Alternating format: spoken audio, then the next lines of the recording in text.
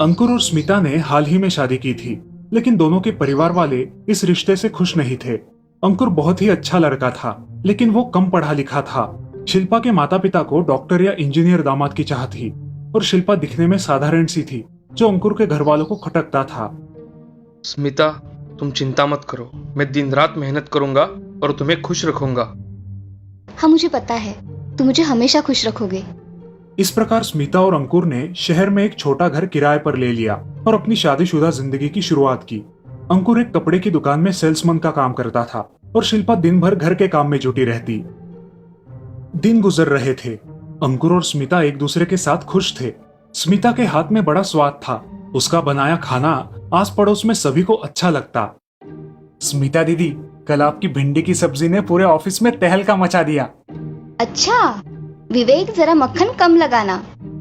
No वे दीदी, I am serious. आपके हाथ में जादू है, जादू। भला भिंडी की सब्जी भी कोई सब्जी है, लेकिन कल पहली बार मैंने भी लाइफ में उंगलियां चाट चाट के भिंडी खाई। हाँ हाँ, समझ गई। आगे से तुम्हारे लिए एक्स्ट्रा सब्जी बनाऊंगी। खुश? यस। दिन हंसी खुशी गुजर रहे थे, लेकिन एक दिन अंकुर अचानक जल्दी से घर आया। आप हिम्मत मत हारना। अंकुर का मूड अच्छा करने के लिए स्मिता उसे सैर सपाटे के लिए बाहर लेके जाती है, और शाम को घर लौटने में उन्हें थोड़ी देरी होती है। अंकुर, हिम्मत मत हारो, मैं हूं ना तुम्हारे साथ। जब दोनों घर आते हैं, विवेक दौड़ा चला आता है। अरे दीदी, कहाँ थी आप? कब से आपका इंतजार कर रहा हूँ। क्या हुआ? सब ठीक है ना?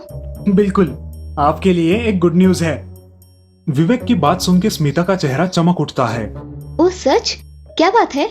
दीदी, आपके हाथ का खाना मेरे ऑफिस में बहुत लोगों को पसंद आता है। उनमें से कुछ लोगों ने मुझे टिफिन सर्विसेज के लिए पूछा है। विवेक की बात सुन के स्मिता उलझन में पड़ती है। Tiffin service?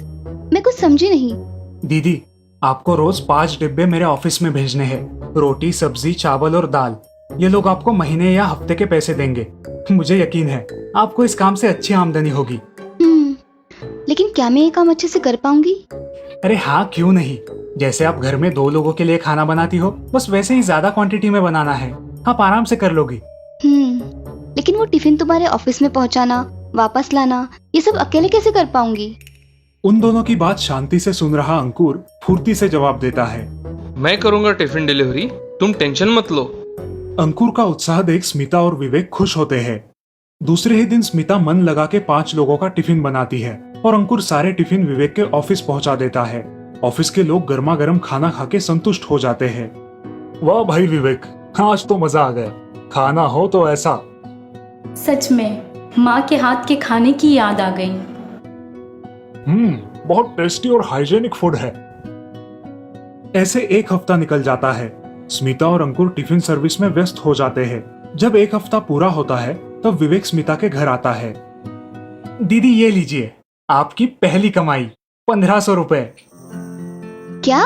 1500? पहली कमाई देख के स्मिता और अंकुर फूले नहीं समाते। वाह स्मिता, सचमुच मुझे तुम पर बहुत गर्व है। और दीदी, 5 और लोगों ने भी टिफिन की मांग की है। विवेक की बात सुन के स्मिता और अंकुर बहुत खुश होते हैं। ऐसे ही महीने निकल जाते हैं। अब स्मिता और अंकुर का टिफिन सर्विसेज का बिजनेस काफी बढ़ चुका है। उनके टिफिन सब ना ही सिर्फ विवेक के ऑफिस में, लेकिन आसपास के सारे ऑफिसेस में जा रहे हैं। उनकी आमदनी भी खूब बढ़ गई है। स्मिता ने एक अलग ही जगह ले ली है, और अब मदद के लिए 4 और महिलाओं को काम पे रखा है। अंकुर 4 जरूरतमंद लड़कों को डिलीवरी के काम पे रखता है, और खुद टिफिन सर्विस का हिसाब किताब, होलसेल मार्केट जाके सामान की खरीदी इत्यादि सब देखने लगता है। अंकुर, अब हमें इस बिजनेस पे पूरा ध्यान देना चाहिए। खाने की क्वालिटी बिगड़ गई तो हमारी टिफिन सर्विस का नाम खराब होगा। तुम सही कह रही हो। तभी विवेक वहां आता है। दीदी, आप बस क्वालिटी पे ध्यान दो। आज से मैं आपके टिफिन सर्विसेज की मार्केटिंग संभालूंगा। मैंने मेरी जॉब छोड़ दी है। विवेक की बात सुन के स्मिता और अंकुर चौंक जाते हैं। अरे ऐसा क्यों किया तुमने? अच्छी खासी नौकरी थी तुम्हारी। अंकुर भैया, आपने ये जो प्रोग्रेस की है वो सिर्फ 6 महीने का रिजल्ट है। अभी तो कितना सारा मार्केट कवर नहीं हुआ है। मेरे दिमाग में काफी सारे आइडियाज है। मुझे यकीन है मैं इस काम में ज्यादा प्रोग्रेस कर सकता हूँ, और फास्ट भी। जैसे कि हम ऑनलाइन फूड ऑर्डर्स ले सकते हैं। हमारे अपने ऐप पर हम अपनी फूड चेन शुरू कर सकते हैं। मैंने तो नाम भी सोच के रखा है, माँ की रसोई। अरे वाह, बहुत अच्छा नाम है। हाँ सच, मेरे हाथों में उन्हीं का स्वाद उतरा है। विवेक नई टेक्नोलॉजी की सहायता से स्मिता का टिफिन सर्विसेज का बिजनेस नई ऊंचाइयों पर ले जाता है। ऐप के माध्यम से उनका बिजनेस खूब बढ़ता है। अब उनकी खुद की बड़ी फैक्ट्री खुलती है जहां सब एडवांस्ड रसोई है। काफी सारे प्रोफेशनल कुक खाना बना रहे हैं और डिलीवरी बॉयज बाइक पे टिफिन ऑर्डर्स डिलीवर कर रहे हैं। अंकुर और स्मिता यंग जनरेशन के लिए एक मिसाल बनते हैं और आगे चल के उन्हें कई सारे पुरस्कारों से सम्मानित किया जाता है। तो देखा दोस्तों, जहाँ चाह होती है वहाँ राह होती है, बस आपकी इच्छा शक्ति मजबूत होनी चाहिए। बहुत समय पहले की बात है। राघव नाम का आदमी अपने दोनों बेटियों के साथ रहा करता था। उसके बड़ी बेटी का नाम था सुहानी और दूसरी बेटी का नाम था शिवानी। दोनों भी बहनें बहुत ही समझदार थी। उनकी माँ शिवानी छोटी थी तभी गुजर जाने की वजह से सुहानी कम उम्र में ही बड़ी हो गई थी। वो घर के सारे काम किया करती थी और शिवानी छोटी होने के कारण उसका भी ख्याल रखा करती थी। ऐसे ही कुछ साल बीत जाते हैं। अब थोड़े दिनों बाद सुहानी की शादी सचिन के साथ हो गई। सचिन एक बहुत ही समझदार और अपना खुद का व्यवसाय करने वाला आदमी था। उसके साथ शादी कर सुहानी उसके साथ चली जाती है। इधर शिवानी और राघव अब दोनों अकेले ही रहा करते थे। एक दिन, पिताजी, जब से दीदी ससुराल गई है तब से घर खाली खाली लगने लगा है। हाँ बेटा, सुहानी के बगैर ये घर बहुत सुना लगता है। पिताजी, मैं कॉलेज जा रही हूँ, आप खाना खा लेना। बाय पिताजी। बाय बेटा, शाम को घर जल्दी आना। हाँ पिताजी। अब शिवानी कॉलेज में जाकर अपनी पढ़ाई पूरी कर रही थी। कुछ दिनों बाद दिवाली आती है।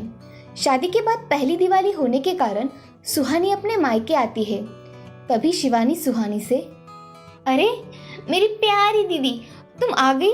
मैं कब से तुम्हारा इंतजार कर रही थी। सच में? मैंने भी तुम्हें बहुत मिस किया शिवानी। अच्छा सुनो, मुझे तुम्हें एक खुशखबरी देनी है। क्या खुशखबरी है दीदी, जल्दी बताओ।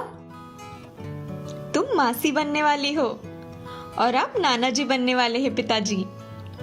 सच में? हाँ। ऐसा कहकर सुहानी कुछ दिन अपने पिताजी के यहाँ रहकर फिर अपने ससुराल चली जाती है।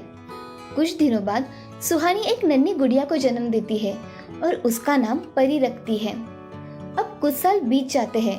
परी अब बड़ी हो जाती है। अब वो स्कूल जाने लगी थी। कुछ काम की वजह से सुहानी के घर शिवानी आ जाती है और परी के साथ खेलने लगती है। वहाँ परी के साथ उसका समय कैसे चला जाता है उसे पता भी नहीं चलता। एक दिन सुहानी घर का कुछ सामान लाने के लिए बाजार चली जाती है। घर लौटते वक्त एक बड़े से ट्रक से सुहानी की गाड़ी का एक्सीडेंट हो जाता है और वो बेहोश हो जाती है। उसके सर से बहुत खून निकलना शुरू हो जाता है। वहाँ के लोग उसे अस्पताल में भर्ती कर देते हैं। ये खबर सचिन को मिल जाती है। तभी सचिन शिवानी को फोन करके सारी बातें बताता है। शिवानी की तो धड़कन तेज हो जाती है।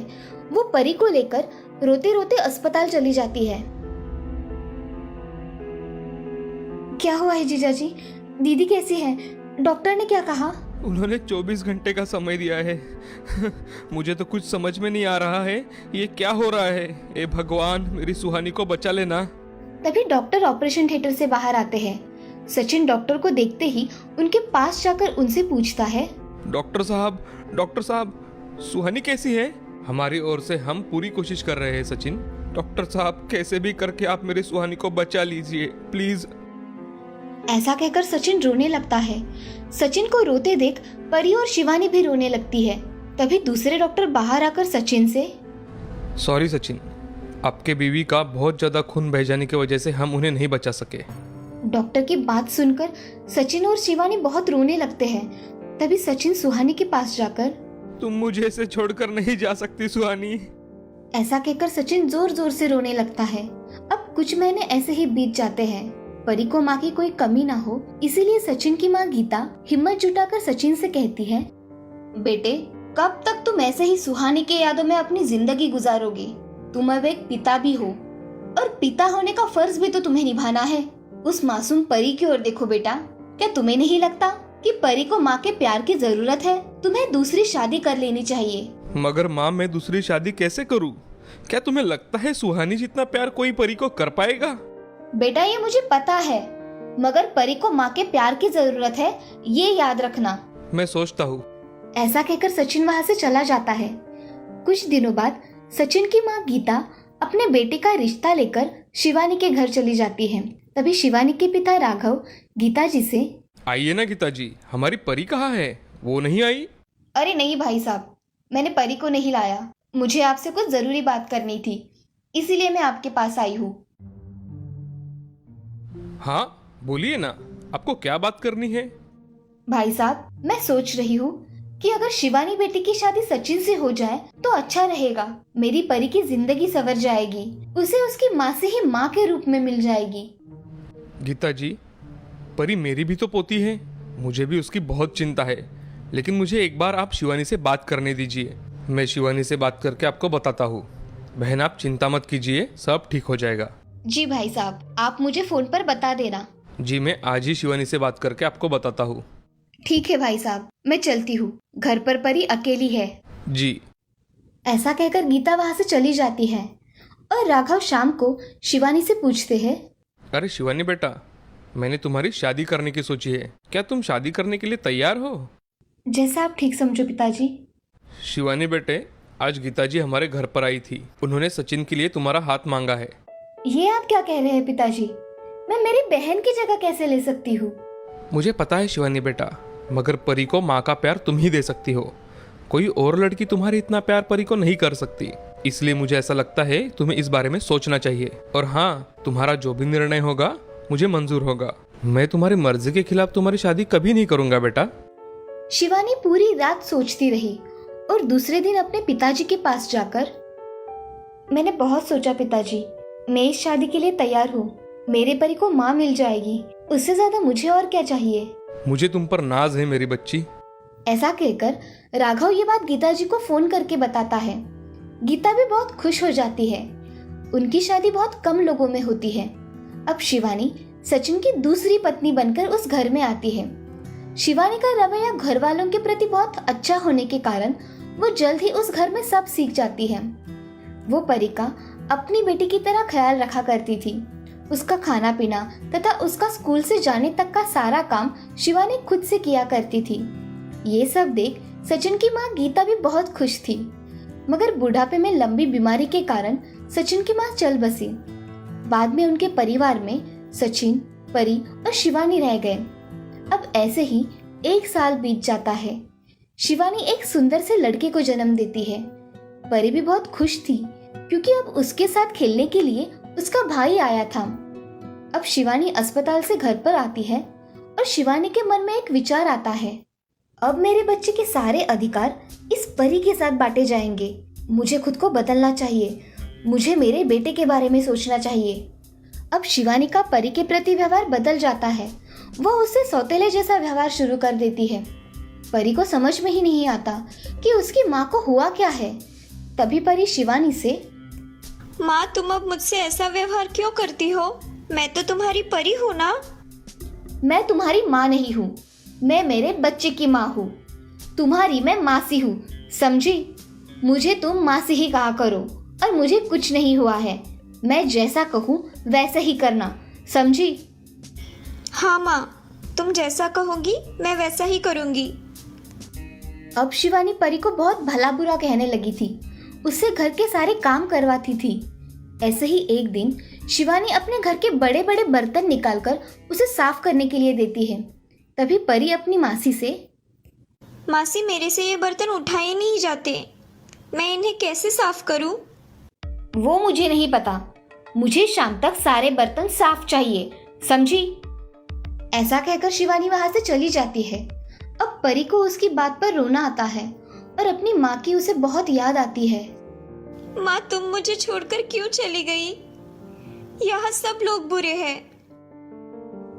परी फूट फूट कर रोने लगी। उसकी ये बातें शिवानी के कान पर पड़ती है और वो वहीं से मुड़कर परी के पास चली आती है। क्यों रे परी, अब ज्यादा जुबान चल रही है ना तेरी? ऐसा बोलकर शिवानी उसके गाल पर इतने जोर से चाटा मारती है कि उसकी 5 उंगलियां उसके गाल पर साफ दिखाई देती है। परी बहुत रोने लगती है और रोते रोते अपना काम करने लगती है। काम हो जाने के बाद परी किचन में जाकर खाना पकाने के लिए चली जाती है और तभी उसके हाथ से दूध नीचे गिर जाता है। अरे करमजली, अब क्या मेरा नुकसान करके छोड़ेगी क्या? ये देखो कितना दूध गिरा दिया तुमने। ये सब देख बड़े गुस्से में शिवानी वहां रखी हुई कलची को गैस पर गर्म करके परी के हाथ को चटका लगा देती है। उसे बहुत दर्द होता है। वो बहुत जोरों से चिल्लाती है और अपने कमरे में रोती रोती चली जाती है और वहां जाकर सो जाती है। कुछ देर में सचिन घर आता है तो उसे परी दिखाई नहीं देती। वो शिवानी से, अरे शिवानी, परी कहाँ है? वो खाना नहीं खाएगी? अजय आज खेल खेल के बहुत थक गई थी, इसीलिए परी खाना खा के जल्दी सो गई है। अच्छा। सचिन खाना खाकर सो जाता है, लेकिन उसे उस रात अच्छे से नींद नहीं आती, तो वो परी को देखने उसके कमरे में चला जाता है। तभी उसे उसकी आंखों पर विश्वास नहीं होता। परी का बदन बुखार से गर्म था और परी के गाल पर उंगलियों के निशान थे और हाथ जला हुआ था। ये सब देख सचिन हैरान हो जाता है। अब उसे कुछ समझ में नहीं आता कि हो क्या रहा है। तभी उसने परी को उठाकर बुखार की दवाई दी और उसके साथ वही सो गया। अगले दिन सचिन परी से, बेटी ये तुम्हें क्या हुआ है, मुझे बताओगी? कुछ नहीं पिताजी, वो मैं किचन में कुछ करने गई थी तो मुझे कुकर का चटका लग गया। और ये गाल पर क्या हुआ है बेटा? किसने मारा है तुम्हें? वो पिताजी, मैंने होमवर्क ठीक से नहीं किया, इसीलिए मेरी टीचर ने मुझे मारा। अच्छा, लेकिन परी बेटे, तुम्हारी तबीयत तो ठीक है ना अभी? हाँ पिताजी, मुझे अच्छा लग रहा है। आप ऑफिस जाइए। सचिन हाँ कहकर ऑफिस जाने के लिए निकलता है, मगर उसका मन आज कुछ अलग कह रहा था। सोचते सोचते सचिन घर से निकल जाता है और बाहर जाकर घर के बाहर से घर पर नजर रखता है कि परी के साथ हो क्या रहा है। सचिन के जाने के बाद थोड़ी ही देर में शिवानी वहां आती है। क्यों री, तुम्हें समझाया था ना कि पिताजी को कुछ पता नहीं चलना चाहिए, और तूने सब कुछ बता दिया। हाँ, अब तो रुक, देख मैं तेरा क्या हाल करती हूँ। ऐसा कहकर शिवानी फिर से अपना हाथ परी पर उठाती ही है, तभी सचिन घर में आ जाता है और शिवानी से, अच्छा तो ये बात है। मैं सोच ही रहा था परी आजकल मायूस क्यों रहने लगी है। मेरी बच्ची पर तुमने हाथ कैसे उठाया शिवानी? अजय आप गलत समझ रहे हैं, ऐसा कुछ नहीं है। शिवानी, मुझे सब पता चल गया है, अब झूठ मत बोलो, समझी? सचिन को इतना गुस्से में देख शिवानी चुपचाप खड़ी रहती है। तभी सचिन परी को पास लेकर, ये मेरी बेटी है शिवानी, तुमने इस पे हाथ कैसे उठाया? और तो और उसके हाथ को भी जला दिया। तुम्हें कुछ समझ में आता है भी या नहीं? बस बहुत हो गया। अब तुम इस घर में नहीं रह सकती, समझी? अभी के अभी निकल जाओ मेरे घर से। नहीं पिताजी, मासी कहाँ जाएगी? उसे माफ कर दीजिए ना। ये सब सुनकर शिवानी को अपनी गलती का एहसास हो जाता है और वो सचिन से माफी मांगती है और परी से भी माफी मांगती है। तुम दोनों मुझे प्लीज माफ कर दो। तुम निकलो मेरे घर से चुपचाप। नहीं पिताजी, वो मेरी माँ है, मुझे मेरी माँ चाहिए और मेरा छोटा भाई भी चाहिए। अरे शिवानी, मेरी बेटी की सोच तो तुमसे बहुत अच्छी है। तुम तो स्वार्थ में अंधी हो गई थी, मगर मेरी बेटी, वो तो तुम्हें अभी भी अपनी माँ ही समझती है। शिवानी अब फूट फूट कर रोने लगती है और परी को गले लगा लेती है और सचिन से कहती है, मुझे माफ कर दीजिए, ऐसी गलती फिर कभी नहीं होगी। मैंने लालच में मेरी फूल जैसी बच्ची पर बहुत अत्याचार किया है, मुझे माफ कर दो मेरी परी। माँ तुम माफी मत मांगो, पिताजी माँ को माफ कर दो ना प्लीज। परी बेटे, सिर्फ तुम कह रही हो इसलिए मैं इसे माफ कर रहा हूँ। परी और शिवानी गले लगकर बहुत रोते हैं। अब परी को उसकी माँ जो मिल गई थी, उस दिन के बाद से शिवानी का रवैया परी के प्रति पूरी तरह से बदल जाता है। अब वो एक खुशहाल परिवार बन जाता है।